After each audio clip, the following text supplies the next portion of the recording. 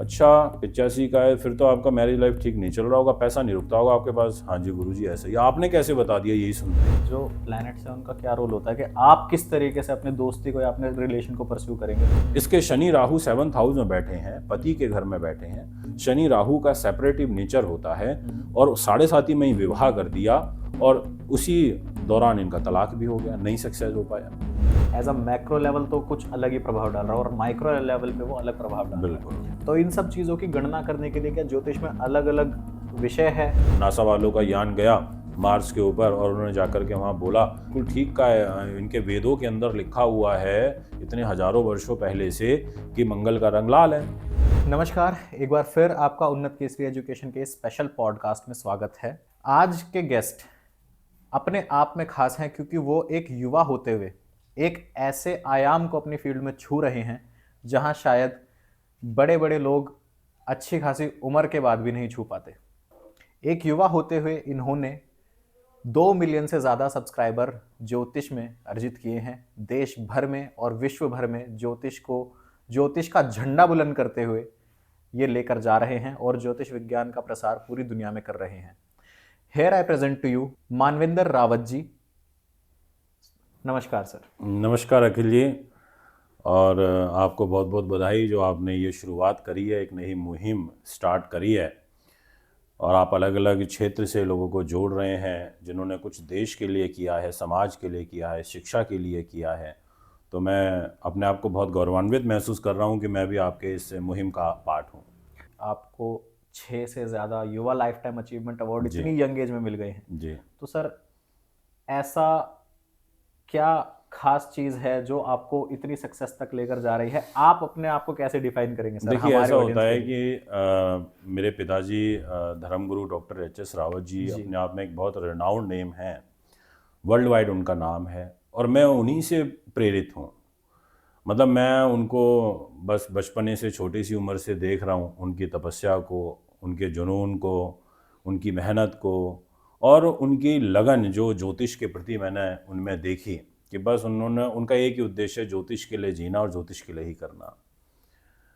तो बस उन्हीं के पदचिन्हों पर आगे बढ़ते हुए मेरी भी खुद से बहुत इंटरेस्ट था कि मैं एस्ट्रोलॉजी के लिए क्या कर सकता हूँ। और होता है ना, ग्रहों का प्रभाव है, बिना ग्रहों के कुछ नहीं हो सकता। जबकि मेरी जो आप देखेंगे जो क्वालिफिकेशन है वो मैं एलएलबी और एलएलएम किया हुआ है। मैं बीए पॉलिटिकल साइंस ऑनर्स मैंने किया हुआ है और मैं एस्ट्रोलॉजी में हूँ। यानी कि कहीं ना कहीं ग्रह ऐसे होते हैं जो हमारे को ना लेकर के चले जाते हैं, हमारा हाथ पकड़ लेते हैं प्लेनेट और चलते हैं, चलो बेटा तुम इधर चलो। आप बिलीव नहीं करेंगे, मैं जब 10th स्टैंडर्ड में था तो मेरा फर्स्ट शो आया था दैनिक राशिफल, और वो था आस्था टीवी पर और वीक में 2 दिन आता था और भी भिन्न भिन्न चैनलों पर मैं चला, नेशनल चैनलों पर। और बच्चा सा लगता था, 10th का तो होता ही कितना है। तो मैं बोलता था पिताजी को कि भी, तो कहते नहीं करो, अच्छी बात है, अगर नॉलेज है तो करना भी चाहिए। तो बहुत कम उम्र से कैमरा फेस करना और ज्योतिष के प्रति मेरा जो शुरू से भाव था वो मुझे आज यहाँ तक लेकर के आया है। तो मुझे कहते हुए बड़ा अच्छा भी लग रहा है और ये सब ईश्वर के ही आशीर्वाद से हो पा रहा है कि मैं विश्व का पहला एस्ट्रोलॉजर हूँ जिनको सबसे पहला युवा लाइफ टाइम अचीवमेंट अवार्ड मिला at such a young age. और वर्ल्ड में ऐसे पहले युवा एस्ट्रोलॉजर है जिन्हें युवा लाइफ टाइम अचीवमेंट अवार्ड एक अलग ही कैटेगरी बन गई है। जी। और उसके पहले आप सृजनकारी एक एडवोकेट होते हुए आप एक एस्ट्रोलॉजर हैं। जी जी जी। तो उस 10 साल के बच्चे मानविंदर सिंह रावत जी ने आज तक का ये सफ़र ग्रहों के साथ तो चलो किया, लेकिन इसको तय करने में आपका अपना रुझान और आपकी मेहनत का क्या योगदान था? देखिए मेहनत तो हर फील्ड में लगती है। ठीक है। मेरे पास 2 ही ऑप्शन थे। एक ऑप्शन ये था कि जब मैं 17-18 साल का था तो मैं मूवीज़ देखता, घूमता फिरता, दोस्तों के साथ जाता, आउटिंग पर जाता, है ना, कॉलेज बंक करता, ये इस ट्रैक पे चला जाता, है ना, मूवीज़ देखता। एक ये था कि नहीं यार, पिताजी का इतना नाम है, उनका इतना एस्ट्रोलॉजी के प्रति उनका समर्पण का भाव है, मुझे भी कुछ करना है, मुझे भी उनके पद चिन्हों को और उनके नाम को रोशन करना है। मुझे भी एक अपनी छवि बनानी है, और वो छवि ऐसी बने कि लोग मुझे जाने कि ये मानविंदर रावत है, मतलब एक इंडिपेंडेंट छवि बने। आप बिलीव नहीं करेंगे, जब मैंने यूट्यूब पर अपना शो स्टार्ट करा तो मैंने स्टार्टिंग के लगभग 2021 तक तो लोगों को ये नहीं पता था कि मैं doctor H S Rawat ji का बेटा हूँ। जी। लोग मुझे यूट्यूब में कमेंट करते थे कि आपकी जो आवाज़ है ना, वो एक एस्ट्रोलॉजर हैं doctor H S Rawat ji YouTube पर, उनसे मैच खाती है, तो क्या आप उन्हीं के कहीं परिवार से, उनके रिलेशन में है? ऐसे कमेंट आते थे। मैं ये चाहता था कि देखो, मैं आपका नाम यूज़ करूंगा तो मेरे लिए चीज़ें ईजी हो जाएंगी। मेरे पिताजी ने मुझे बहुत बोला कि बेटा तुम मेरे प्लेटफॉर्म पे चलो, और मेरे प्लेटफॉर्म पे चल के तुम्हारी प्रोग्रेस और अच्छी हो सकती है, लोग रिकॉग्नाइज करेंगे, जल्दी होगी। जल्दी होगी। तो मैंने पिताजी को बोला कि आप बहुत अच्छी आपने मुझे सलाह दी, पर ऐसा करके ना मेरी तपस्या कम हो जाएगी, मेरा तप कम हो जाएगी, चीज़ों की वैल्यू कम हो जाएगी। मैं खुद उस चीज़ को जीना चाहता हूँ। You value it when you earn it hard. बिल्कुल, मैं उस तपस्या को फील करना चाहता हूँ, मैं उसमें की डेप्थ में जाना चाहता हूँ, और वो तभी हो पाएगा जब मैं खुद से बहुत ज़्यादा वर्किंग करूंगा, स्टडी करूंगा कि अब ग्रहों का ट्रांजिट हो रहा है तो उसका क्या इम्पैक्ट पड़ेगा। तो मेरे अंदर एक उत्सुकता होगी कि अब मेरे 10,000 सब्सक्राइबर हो गए, अरे अब मेरे 20,000 हो गए, अब मेरे 50,000 हो गए, यानी कि मेरी डेडिकेशन जो है ना वो और बढ़ने बढ़ती लगेगी कि चली मुझे जाएगी। और करना है, और करना है, और करना है। तो एक टाइम ऐसा हुआ कि अगर मैं वीडियो नहीं बनाता था ना, तो मुझे एक बेचैनी होने लगती थी कि आज मैंने वीडियो नहीं बनाई। मैं कहीं बाहर हूँ तो मैं रात को 12:30 बजे 1 बजे अगर घर आ रहा हूँ ना, तो मुझे ये था कि मैं स्टूडियो में जाकर के पहले वीडियो बनाऊँ, मेरे व्यूवर्स मेरा इंतजार कर रहे होंगे। तो मैं सभी युवाओं से, सभी विद्यार्थियों से, जितने भी बच्चे इस समय हमारी इस वीडियो को देख रहे हैं, देखिए, आपकी डेडिकेशन कि अगर आपके टारगेट के लिए है तो आप कुछ भी कर सकते हो, आपको कोई ताकत नहीं रोक सकती। और अगर आप ट्रैक से भटक गए तो भटक गए। इसीलिए मैं सबसे ये कहता हूँ कि जो लाइफ में जब हम 17 साल की एज में होते हैं ना, तो वो टाइम बड़ा क्रूशियल टाइम होता है। उस टाइम पे बन गए तो बन गए, उस समय पे ट्रैक पे धीरे धीरे आगे बढ़ गए तो बढ़ गए, अगर भटक गए तो फिर भटक गए। इसीलिए प्यार, मोहब्बत, आशिकी, दोस्ती यारी, ये सारी चीज़ें कुछ टाइम के लिए साइड रख लो। अगर आप अभी 18 साल के हो, आप अगर 20 साल के हो, अभी 19 साल के हो, आप ये सोच लो मेरे माता पिता ने बड़ी मेहनत करके मुझे आज यहाँ पहुँचाया है। आप ये सोच लो कि मेरे माता पिता की बड़ी तपस्या रही है, उन्होंने बड़े भूखे प्यासे रह के लालन पोषण करके आज हमारे को अच्छी शिक्षा दी है। तो आज हमारे को उनका नाम बढ़ाना है, उनके नाम के लिए जीना है, उनको गर्वान्वित महसूस करना है, तो आप निश्चित तौर पर बहुत आगे बढ़ जाएंगे। मेरी भी यही सोच थी। इनफैक्ट मेरे को ना मेरी वकालत ने बड़ा सपोर्ट करा।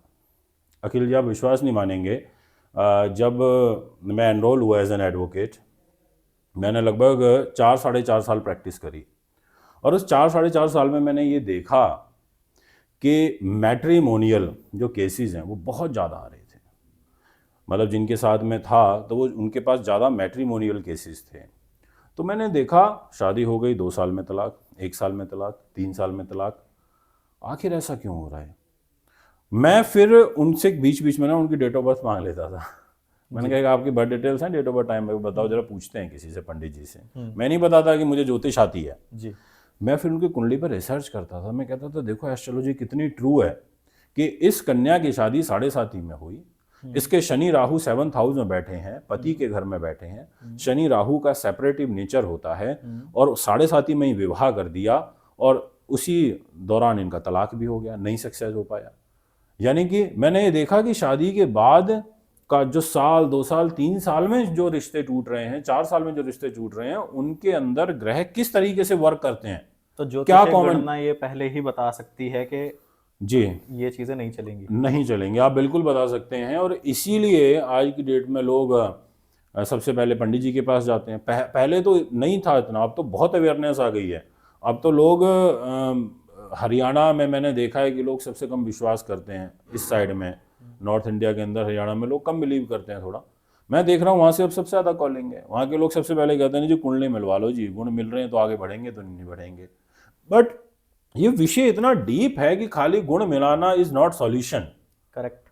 जब तक आपका और मेरा दिमाग मैच नहीं करेगा, मेरी और आपकी सोच मैच नहीं करेगी, है ना, तब तक कोई रिश्ता अच्छे से नहीं चल सकता। खाली हस्बैंड वाइफ का नहीं, कोई भी रिलेशन हो, आपका एक बहुत अच्छा दोस्त होगा, जो सबसे क्लोज फ्रेंड होगा, जिसके साथ अपनी सारी बातें शेयर करते होंगे। और एक फ्रेंड आपका ऐसा भी होगा जो सम होगा। सम का मतलब कि हफ्ते 10-15 दिन में मुलाकात हो जाती है, व्हाट्सएप पे हाय हेलो हो जाती है, पर उससे क्लोजनेस नहीं है। एक फ्रेंड ऐसा भी होगा जो आपका फ्रेंड है, ठीक है, उससे 2-4 दिन में होती है, बट कैटेगराइज किया हुआ है कि ये वाला व्यक्ति वो है जिसके साथ मैं सब कुछ शेयर कर सकता हूँ, है ना। यानी कि हमारी आंखें, हमारा माइंड, हमारा मन, हमारी बुद्धि राउंड द क्लॉक चीज़ों को कहीं ना कहीं पकड़ती रहती हैं, कैटेगराइज करती रहती हैं। तो सर इस ऐसे ही प्लेनेट कैटेगराइजेशन है। में जो प्लैनेट्स हैं उनका क्या रोल होता है कि आप किस तरीके से अपने दोस्ती को या अपने रिलेशन को परस्यू करेंगे, उस चीज़ में प्लैनेट्स का क्या रोल होता है? बिल्कुल, मैं आपको बताता हूँ कैसे क्या रोल होता है। देखिए, नवग्रह मंडल है, 9 प्लैनेट्स हैं, ठीक है। अब इन 9 ग्रहों के अंदर भी तो आपस में एक दूसरे के मित्र और शत्रु हैं। ठीक है। भगवान राम के शत्रु भी थे तो मित्र भी उनको थे। मित्र भी थे। जी। रावण को अच्छा भी बोलते थे, लोग बुरा भी बोलते थे। यानी कि दो विचारधारा एक साथ हमारे इस सौर मंडल के अंदर जन्म लेती हैं हर समय, पॉजिटिव और नेगेटिव। ऐसे ही ग्रहों के अंदर अब सूर्य है राजा, और उसका जो मित्र है वो चंद्रमा है, रानी। उसका मित्र है सेनापति यानी कि मंगल। उसका मित्र है महामंत्री यानी कि जुपिटर। अब आप थोड़ा फ्लैशबैक में जाइए, या आप सेंट्रल गवर्नमेंट को उठा के देखिए। राजा है मोदी जी, ठीक है। सेनापति राजनाथ सिंह जी हैं, ठीक है। ठीक है, महामंत्री हैं अमित शाह जी जी। यानी कि मंगल, हम्म। ठीक है। अब इनकी आपस की अगर ये तालमेल ठीक तालमेल नहीं अच्छा होगा। है, इनका आपस की सेटिंग अच्छी है, इनकी आपस में मित्रता का व्यवहार है, तो ये कहीं से कहीं पहुंचा देंगे देश को। और अगर इनमें अब इनमें गठबंधन मान लो, अब जेडीयू के पास चला जाती होम मिनिस्ट्री फॉर एग्जांपल, तालमेल डिस्टर्ब हो जाता, कोऑर्डिनेशन नहीं बैठ पाता, वो कहीं ना कहीं टांग खींची होती रहती। ऐसे ही पहले के टाइम में राजाओं का जब दरबार होता था तो राजा बिना महामंत्री की सलाह लिए कोई डिसीजन नहीं लेता था। अगर उसको ऑर्डर करना है तो सेना को ऑर्डर नहीं करेगा, और सेनापति को बोलेगा, यानी कि सेनापति अगर स्ट्रांग है तो वो युद्ध जितवा देगा, इम्प्लीमेंट कराएगा। इंप्लीमेंट करा देगा। ऐसे ही ग्रहों में कि अगर आपका सूर्य है, आपका मंगल है, आपका जुपिटर गुरु है, एक साथ बैठे हैं, एक जगह पे बैठे हैं, जिस जगह पे बैठे हैं उसी का उद्धार कर देंगे। अब वहीं सूर्य का दुश्मन शनि है, शत्रुता का भाव है, दोनों में बनती नहीं, और ये दोनों एक जगह जाकर के बैठ जाएं, जूता बजेगा, लड़ाई होगी। सूर्य शनि की टांग खींचेगा, शनि सूर्य की टांग खींचेगा। मैंने बहुत प्रैक्टिकली आपको लॉजिकली एस्ट्रोलॉजी को समझा दिया, बहुत सीमित शब्दों में। जी। तो ऐसे ये जुड़ी हुई है हमारे साथ में। तो सर ज्योतिष शिक्षा का जहाँ विषय आता है, आपने कितने लोगों को आज तक सिखाया है, और आपने ऐसा देखा होगा, एक आपको भी एक्सपीरियंस होगा कि कितने परसेंट लोग इस चीज़ में, इस फील्ड में सक्सेसफुल होते हैं, तो आपका इस चीज़ में क्या पर्सनल एक्सपीरियंस रहा है? देखिए, मेरा पर्सनल एक्सपीरियंस इसमें ये रहा है कि एस्ट्रोलॉजी के अंदर आप का सबसे पहले अगर ग्रहों के दृष्टिकोण से देखूं, ग्रहों के पॉइंट ऑफ व्यू से बताऊं, तो अगर आपका जुपिटर स्ट्रांग है, आपका शुक्र स्ट्रांग है, आपका शनि स्ट्रांग है, और आपका प्रेजेंस ऑफ माइंड यानी कि बुद्ध भी ठीक है, तो आप बहुत अच्छे ज्योतिषी बन सकते हो। ठीक है। रही बात सक्सेस होने की, तो क्लास में 50 बच्चे होते हैं, पर टॉपर टॉप 3 होते हैं, है ना। ठीक है। टॉप 5 भी होते हैं, ठीक है। टॉप 10 भी होते हैं। अब आप समझ गए होंगे टॉप 50 कि भी होते हैं। और 50 भी होते हैं, है ना। तो अब आपका रेशियो तो यही निकल के आएगा जो बाकी सभी फील्ड में। जो सभी फील्ड में है, कि आपने कितनी डेडिकेशन से चीज़ों पर रिसर्च किया है। अब आप अभी ज्योतिष सीख लो, हम सिखाते हैं, 1 साल का कोर्स है। अब 1 साल का कोर्स करते ही आप एस्ट्रोलॉजर तो नहीं बन सकते बहुत अच्छे, जब तक आप 250, 300, 400, 500 कुंडलियाँ ना देख लो, उनका एक्सपीरियंस ना ले लो, जब तक आपके पास 500 लोगों की विचारधारा नहीं आएगी, 500 प्रकार की प्रॉब्लम आपके सामने नहीं आएगी, 500 प्रकार के थॉट्स आपके सामने नहीं आएंगे, तो आपका खुद का भी माइंड नहीं खुल पाएगा। ये सत्य है। और आप देख लो 50,000 कुंडली, आप देख लो 1,00,000 कुंडली, आप देख लो 5,00,000 कुंडलियाँ, तो आपको कुंडली भी देखने की जरूरत नहीं पड़ेगी। आप बोलोगे जी कब का बॉर्न है जी, 84 का है, अच्छा मेरी लाइफ ख़राब चल रही होगी। 85 का है, अरे गुरु नीच का था, 85 में तो गुरु तो धन का कारक होता है, गुरु पति का सुख देता है, गुरु भाग्य देता है, गुरु कर्म देता है, गुरु एग्जीक्यूशन पावर देता है। अच्छा 85 का है, फिर तो आपका मैरिज लाइफ ठीक नहीं चल रहा होगा, पैसा नहीं रुकता होगा आपके पास। हाँ जी गुरु जी ऐसा ही। आपने कैसे बता दिया यही सुनते? कोई चमत्कार नहीं किया, कुछ नहीं किया, कोई मिरेकल नहीं हुआ। सिर्फ ये पता है कि हाँ इस टाइम पर ट्रांजिट इस सन में ऐसे था। वो आपका अनुभव बोल रहा है, वो आपका एक्सपीरियंस बोल रहा है। अब जैसे अभी कोई हमसे पूछे कि भाई अक्टूबर में, नवंबर में बच्चा पैदा हुआ 2024 में, मान लो आज से 5 साल 10 साल बाद कोई कुंडली आती है और वो मैं बोलते हैं जी मैं कब का बॉर्न है जी 2024 का है, कौन से महीना, नवंबर। अच्छा, तो इसमें गुस्सा बड़ा होगा, ये तो झुकता नहीं होगा किसी के भी सामने, इसमें तो ईगो बड़ी होगी, लड़ बड़ी जल्दी जाता होगा, हाँ जी ऐसा ही है। आपने ऐसे कैसे बता दिया? क्योंकि 20 अक्टूबर 2024 को 3 महीने के लिए मंगल ग्रह नीच हुआ। अब मंगल नीच होगा तो क्रूरता देगा, गुस्सा देगा, ईगो देगा, दुर्घटनाएं देगा, ये सब चीजें देगा। अब आप देखो 20 अक्टूबर के बाद पूरे विश्व की हालत उठा के देखो, अमेरिका में आग नहीं रुक रही, इधर प्लेन पे प्लेन क्रैश हो रहे हैं, दुर्घटनाएं की दुर्घटना हो रही है, उधर जयपुर में गैस त्रासदी हो गई, इधर एयरफोर्स का विमान गिर गया, सूज एयर का गिर गया, अजरबैजान एयरलाइंस का गिर गया, इधर एयर इंडिया का बच गया, या एयर कनाडा का इंजन फेल हो गया लैंड करते टाइम, बच गया। आप देखो 20 अक्टूबर के बाद वर्ल्ड वाइड घटना उठा के देखो आप। तो एस्ट्रोलॉजी है, प्रॉपर साइंस है, ट्रू है, केवल और केवल बताने वाला होना चाहिए। आप बहुत अच्छे एस्ट्रोलॉजर बन सकते हो अगर आपके अंदर ये उत्सुकता है कि ज्योतिष क्या है, ये कैसे वर्क करती है, ये ग्रह क्या होते हैं, ये सितारे क्या होते हैं, हमारे विचार कैसे बदलते हैं, हम आज बहुत अच्छे हैं कल बहुत सैड हैं। अभी 10 मिनट पहले मैंने बोला कि समोसे मंगा लो, 10 मिनट बाद ही मेरा जब समोसे आ गए तो मैंने बोला यार मन नहीं कर रहा खाने का। क्या हुआ इतने टाइम पीरियड में? जब आपके अंदर ये उत्सुकता होगी ना जानने की, तो डेफिनेटली आप बहुत अच्छे एस्ट्रोलॉजर बन जाओगे। आपको एक किस्सा बताता हूँ। मैं एक दिन एस्ट्रोलॉजी की क्लास ले रहा था, तो फर्स्ट डे था, फर्स्ट बैच, मेरे सामने करीब 50 स्टूडेंट थे। मैंने उनसे पूछा कि खड़े हो जाओ और बताओ एक एक करके कि ज्योतिष क्यों सीखना चाहते हो। सब ने अपने अपने अपने अपने उत्तर दिए कि क्यों सीखना चाहते हैं। एक ने मेरे बोला कि गुरुजी मैं इसलिए सीखना चाहता हूँ कि मैं बहुत ज्योतिषियों के पास गया, इतने ज्योतिषियों के पास गया, इतने मैंने गया, किसी ने कुछ बताया, किसी ने कुछ बताया, किसी ने कुछ बताया, पर ऐसा हुआ नहीं। तो मैंने सोचा मैं ज्योतिषी सीखूंगा। मैंने कहा ठीक है, ये ज्योतिषी बन जाएगा। मैंने पूछा आपको, आप बताओ। कहते जी कुछ नहीं, रिटायर हो गए हैं, सरकारी नौकरी थी, अब रिटायर हो गए, काम कोई है नहीं, तो सोचा एस्ट्रोलॉजी सीख लें। मैंने कहा ये ज्योतिष नहीं सीख पाएगा, क्योंकि वो उसे एक बैकअप की तरह ट्रीट कर वो रहा है, बैकअप तो की मुझे तरह बिजी कर रहा रहना है, है। वो उसको कैजुअल ले रहा है, उसकी अप्रोच कैजुअल है, यानी कि उसमें डेडिकेशन है पहले वाले में। पेन, तो वो मेरी हर वर्ड को भी सुनेगा, बिल्कुल। वो मेरी 2 घंटे की क्लास की वर्किंग शाम को जाके बैठ के भी करेगा, मेरे होमवर्क को भी करेगा, और वो कैजुअली लेगा कि चलो 2 घंटे चले जाएंगे, सिखाएंगे, कुछ तो समझ में आ ही जाएगा। सर बहुत से ऐसे सॉफ्टवेयर्स और ऐप्स आ रहे हैं, इवन हम अभी recent episodes of shark tank में भी देख रहे हैं कि एस्ट्रोलॉजी के ऊपर ऐप आ रही है। बहुत से ऐप्स का हम डेली स्क्रॉल करते हुए इंस्टाग्राम पर कभी ऐड आ जाता है, कभी कुछ आ जाता है। तो ये जो ऐप्स और सॉफ्टवेयर्स हैं, इनका आने वाले फ्यूचर ज्योतिष में क्या प्रभाव रहने वाला है? क्या इनका सेगमेंट चेंज होगा, या जो मैनुअल जो एक्चुअल जो ज्योतिष है उनकी नीड कम हो जाएगी, या मार्केट में और एक्सपोजर बढ़ेगा, या क्या होगा? आप नहीं, क्या बोलेंगे? एक्सपोजर बढ़ेगा, ऐप्स आगे और बूम करेंगी, बट हर चीज़ की एक सैचुरेशन होती है, सैचुरेशन पॉइंट होता है। प्रॉपर्टी एक अपने बिल्कुल सैचुरेशन पॉइंट पर आ जाएगी, उससे ज़्यादा बढ़ेगी नहीं, वहाँ से सैचुरेट होगी। ऐसे ही ना आज की डेट में कोरोना के बाद जिस तरीके से ऑनलाइन तेजी आई, हर चीज़ ऑनलाइन ऑनलाइन ऑनलाइन ऑनलाइन हो गई, तो हमारी एस्ट्रोलॉजी भी ऑनलाइन हो गई, कंसल्टेशन ऑनलाइन हो गई, ऐप्स आ गई, सॉफ्टवेयर्स आ गए।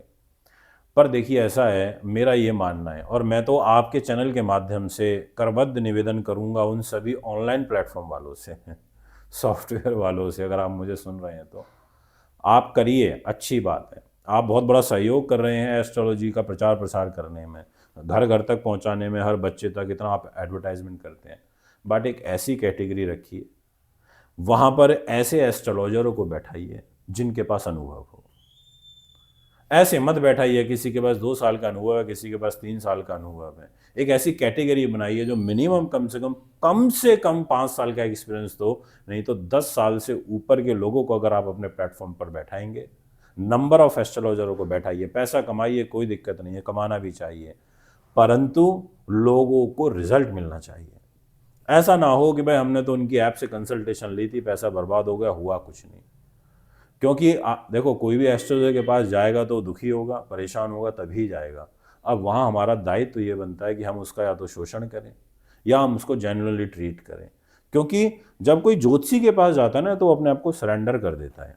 वह सोचता है महाराज जी के पास मैं आया हूँ और इनसे ज़रूर मुझे कुछ ऐसा मिलेगा जो मेरा जीवन बदल जाएगा। और वो ये कहता है महाराज जी कुछ भी उपाय दे दो, आप अपने हाथ से कोई ऐसी पुड़िया ही दे दो, मैं समझूंगा बस मुझे प्रसाद मिल गया और मेरा जीवन धन्य हो जाएगा। यानी कि उसके ऐसे भाव हैं, उसकी बहुत आस्था है। वल्नरेबल स्टेट में लोग बहुत आते हैं। बिल्कुल। और हमारा हिंदुस्तान तो है भी, भारत बहुत धार्मिक प्रिय है, गॉड फियरिंग है, तो इसलिए हमारे को उनकी आस्था से खिलवाड़ नहीं करना। नो डाउट नेक्स्ट 10 ईयर में बहुत बड़ा बूम आने वाला है एस्ट्रोलॉजी में। अब तो लोग ये बोलने लगे हैं ज्योतिष बहुत बड़ी इंडस्ट्री है, ये शब्द बोलने लग गए हैं। मुझे अच्छे नहीं लगते, मैं इन शब्दों का समर्थन नहीं करता कि हम उसको एज ए इंडस्ट्री के तौर पर देखें, पर सत्य है आज बिलियंस में एस्ट्रोलॉजी का जो रेवेन्यू है वो जा रहा है, बड़ी बड़ी ऐप है मार्केट। मेरा अगला क्वेश्चन सर आपसे यही है कि जैसे आपने इंटरनेशनल इवेंट्स की बात की जी, अगर एक अच्छा ज्योतिष है तो उसको ऐसे इंटरनेशनल इवेंट्स की गणना करने के लिए उसको किस ज्ञान की आवश्यकता होगी? मतलब ज्योतिष के ऐसे कौन से आयाम है जिनके सहारे वो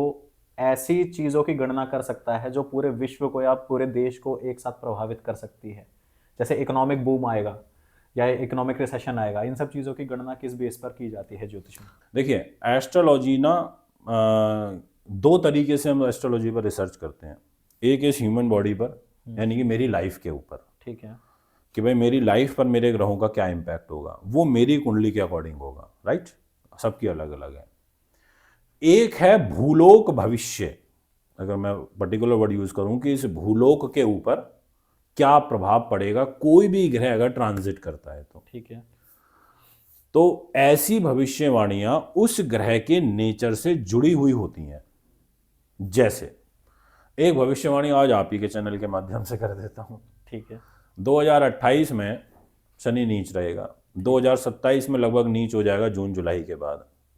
अब शनि जब नीच होगा और 2028 में 29 में भी नीच रहेगा 2.5 साल के लिए, यानी कि शनि सबसे स्लो प्लैनेट है, उसको 2.5 साल लगते हैं एक राशि से दूसरी राशि में मूव करने को, और वो अब डाउन भी हो गया, नीच हो गया, तो वो सबसे ज़्यादा नुकसान पहुंचाएगा।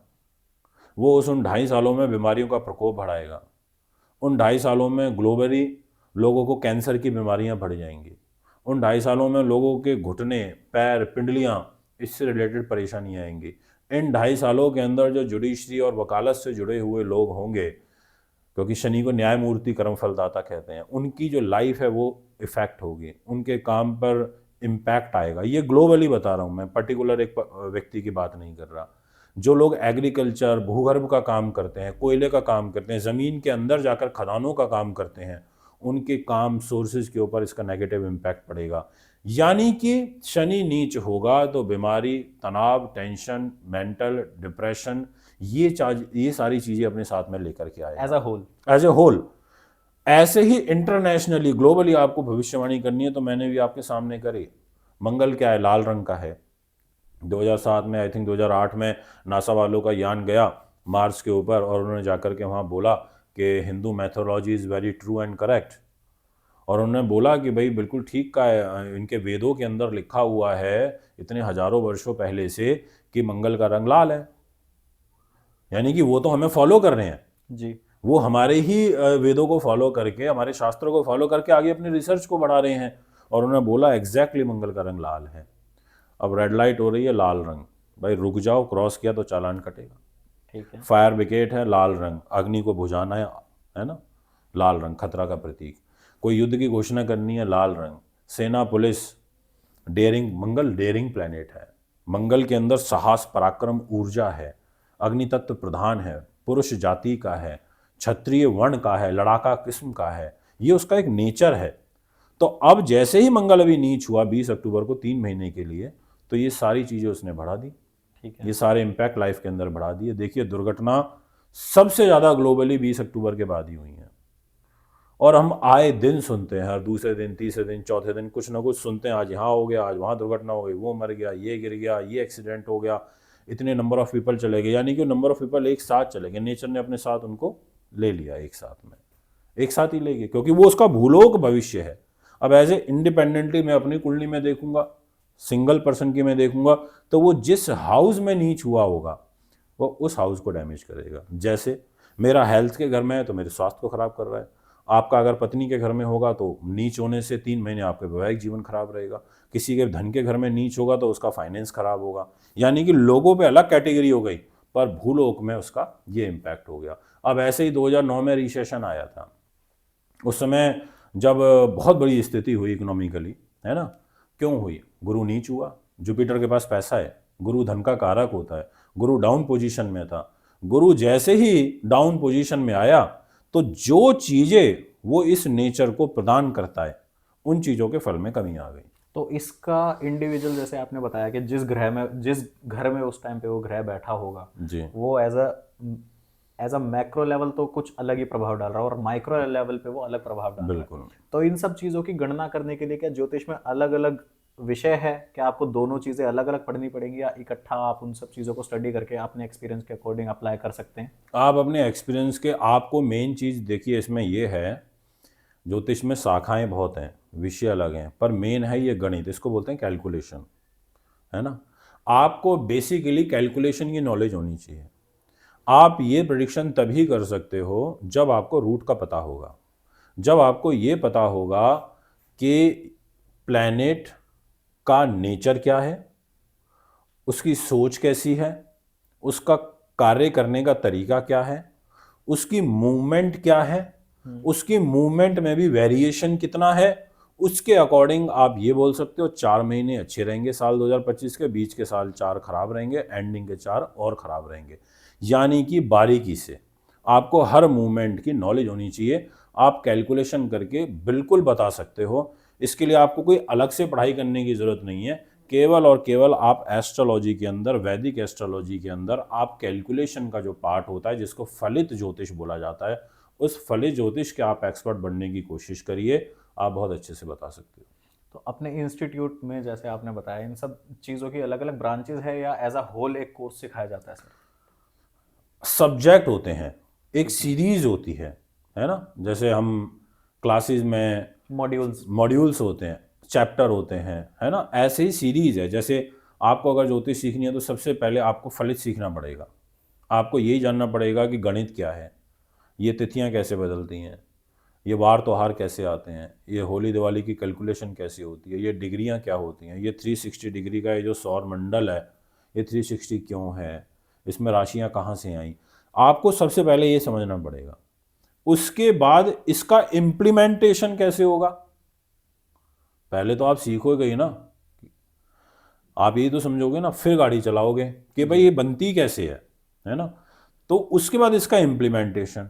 अब इम्प्लीमेंटेशन जो होगा वो 2 तरीके का होगा, एक होगा ग्लोबली इम्प्लीमेंटेशन, एक होगा इंडिविजुअल इम्प्लीमेंटेशन। इंडिविजुअल तो मुझ पे होगा, जैसे मैं अपने फादर से कनेक्टेड हूँ, राइट, वो बड़ा ब्रह्मांड है मेरे फादर, मैं छोटा ब्रह्मांड हूँ तो उनसे ही कनेक्टेड, उनके फादर उनसे कनेक्टेड है। ऐसे ये जो सोलर सिस्टम है ना, हम इससे कनेक्टेड है।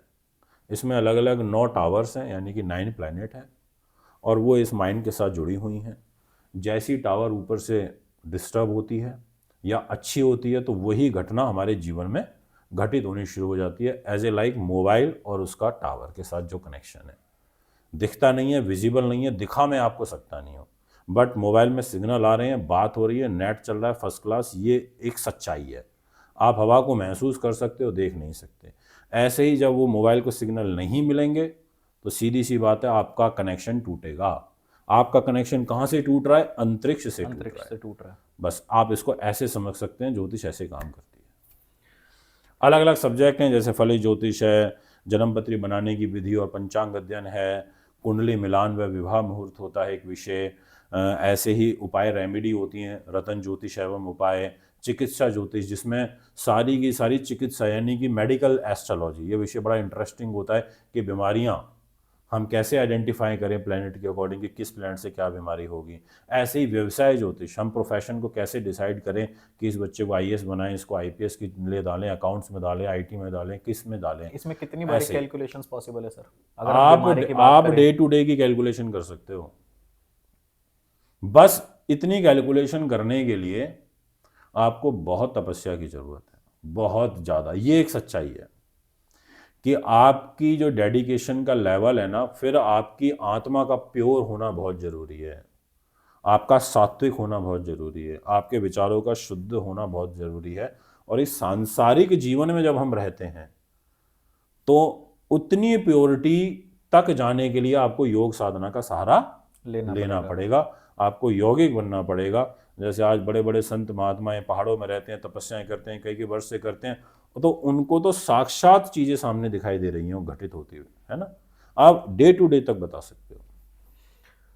सर अंक ज्योतिष आपने बताया, आपने फलित ज्योतिष बताया, आपने अलग अलग ज्योतिष के आयाम बताए। जैसे अब ये पाम रीडिंग और फेस रीडिंग जो है, ये क्या रोल प्ले करते हैं ज्योतिष में? देखिए, हस्तरेखा है, सामुद्रिक शास्त्र है, जी। आपकी हाथ की रेखाएं हैं, आप पैदा होते हो, और ये रेखाएं जो हैं ये आपके बारे में बहुत कुछ बताती हैं। बट ये शाखा है वैदिक एस्ट्रोलॉजी की ही। ठीक है। इसमें भी आप पर्वत देखोगे, इसमें भी आप शुक्र का पर्वत देखोगे, शनि का पर्वत देखोगे, मतलब आप गुरु का देखोगे, बुध का देखोगे, ये सारे पर्वत इसमें ही देखोगे आप। इन कि ये पर्वत ऊंचा है तो इसका ऐसा नेचर होगा, इसके ऐसा होगा, यहाँ ये लकीर बढ़ रही है तो इसकी ये शादी हो सकती है। और रेखाएं ना ग्रहों के अकॉर्डिंग समय समय पे बदलती है। आप कभी भी देखना, जब आप उसको मैग्नीफाइंग ग्लास से देखोगे तो आपको समझ में आएगा कि रेखा, जो बड़ी रेखाएं वो तो आपको नॉर्मली दिख रही हैं, ऐसी हैं। जो सूक्ष्म रेखाएं होती हैं, ये सिर्फ ये 3 रेखाएं नहीं हैं, सूक्ष्म रेखाएं जो होती हैं वो समय समय पर परिवर्तित होती रहती हैं, ग्रहों के मूवमेंट के हिसाब से भी बदलती रहती हैं। हाँ, मैं मानता हूँ बहुत अच्छा विषय है। आप कोई व्यक्ति हस्तरेखा का स्पेशलिस्ट बन जाता है, कोई न्यूमरोलॉजी का स्पेशलिस्ट बन जाता है। जैसे आप हार्ट के सर्जन बन गए, आप आई स्पेशलिस्ट बन गए, आप गायनेकोलॉजिस्ट बन गए, या आप ऑर्थो के अंदर चले गए। अब आप जिस भी शाखा में घुस गए उसके स्पेशलिस्ट बन गए, बट आपने पहले MBBS तो करी। जी। तो सर इसमें कितना स्कोप है हस्तरेखा में और बहुत फेस स्कोप रीडिंग है में आगे फ्यूचर फेस रीडिंग में। अच्छा, फेस रीडिंग में भी स्कोप है, उससे ज़्यादा हस्तरेखा के अंदर स्कोप है, क्योंकि उसमें आप आराम चीज़ों को देख के बता सकते हो। फेस रीडिंग में साइकोलॉजी का बहुत बड़ा रोल रहता है। ठीक है। बहुत बड़ा। जैसे अभी मैं थोड़ा सा शांत सा हो जाऊं तो आप मेरे फेस के एक्सप्रेशन देख के खुद से भी भांप लोगे साइकोलॉजी का इस्तेमाल करके, पंडित जी कुछ परेशान है तो आज आचार्य जी, है ना। मैं ऐसे हाथ रख के बैठ जाऊं तो आपको ऐसा लगेगा कि कोई बहुत गहरी सोच में है, कोई बहुत ज़्यादा कुछ सोच रहे हैं आज, है ना, ऐसे रहेगा। यानी कि मेरे फेस के जो एक्सप्रेशन होते हैं, फेस की जो मेरी रीडिंग निकल के आ रही है, वो इंसान के सोच को बताती है। कि एक आदमी आपके कैबिन के अंदर एंटर हो रहा है, अब सर मैं एक मिनट, सर हाँ आइए आइए बैठिए। अब उसका इतना एक्सप्रेशन ही आपके लिए इनफ है कि वो क्या हो सकता है, वो किस विचारधारा का हो सकता है। वो प्राइवेट सेक्टर में नौकरी करने वाला व्यक्ति है या वो कोई अधिकारी है, वो आपके पास आया, सर आप समझ जाओगे हो सकता है पुलिस से हो, आर्मी से हो, सर।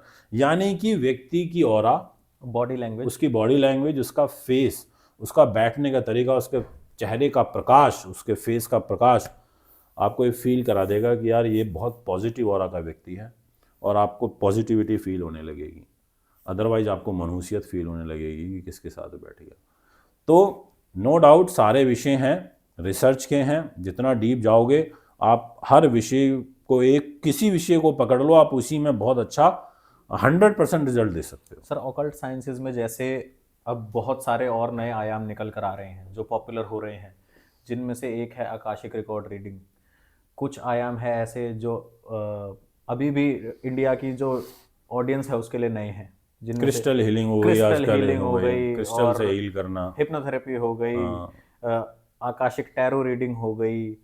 ये सब ज्योतिष से कितने कनेक्टेड हैं, या इनका ज्योतिष से क्या कनेक्शन है, या इसके अलावा और इन नए आयामों में क्या ज्योतिष से अलग कुछ गणना की जा सकती है, या कुछ एक्यूरेसी देखिए, कम है, मेरा ज़्यादा तो है? ये मानना है जी। कि जो कैलकुलेशन आप एस्ट्रोलॉजी से कर सकते हो, आप इन सब चीज़ों से वो नहीं कर सकते।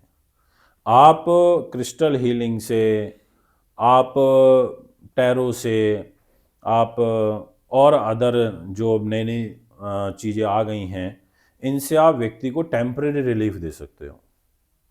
ठीक है। बट अगर आपको परमानेंट रिलीफ चाहिए तो आपको प्रभु के सेटअप को ही समझना पड़ेगा।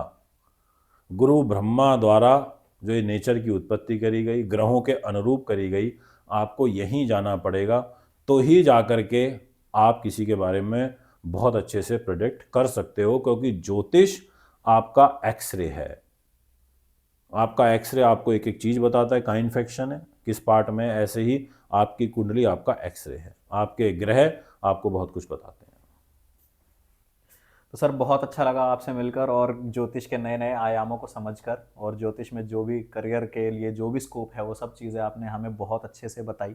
जी और बेसिकली इस इंटरव्यू से भी हम यही कंक्लूड कर सकते हैं कि आपकी मेहनत और डेडिकेशन जो है वो आपको आगे लेकर जाती है।